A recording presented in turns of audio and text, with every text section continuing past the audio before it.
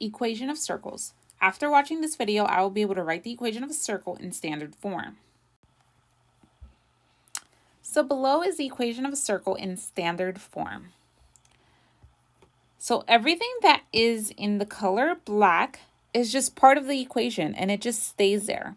Now everything that is in color is actually information that is specific to the circle that you have. H and K represent just whatever the center of the circle is. R represents the radius, which can be found by just seeing the distance between the center to an end point. X and Y technically represent a point that is actually on the circle itself, which is why it's a variable because it could be anywhere in the circle. So given the center of a circle and its radius, we can actually write the equation. So I'm going to write the information that is always true. We're going to have parentheses x minus some number, close parentheses, squared. Then we're going to have plus another parentheses y minus some number, close parentheses, squared. We're going to have an equal sign. Then we're going to have some number squared. So now I'm going to fill in my information. I have my center. So I have h, which would be the first number.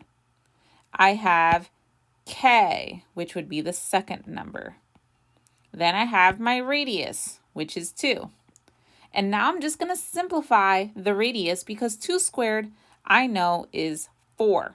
So my answer would be x minus 7 squared plus y minus 14 squared equals 4.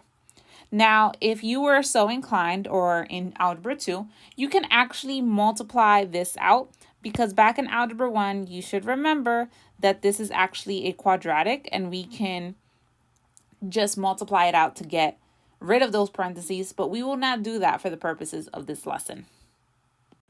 So now you try using the information provided, write the equation of a circle.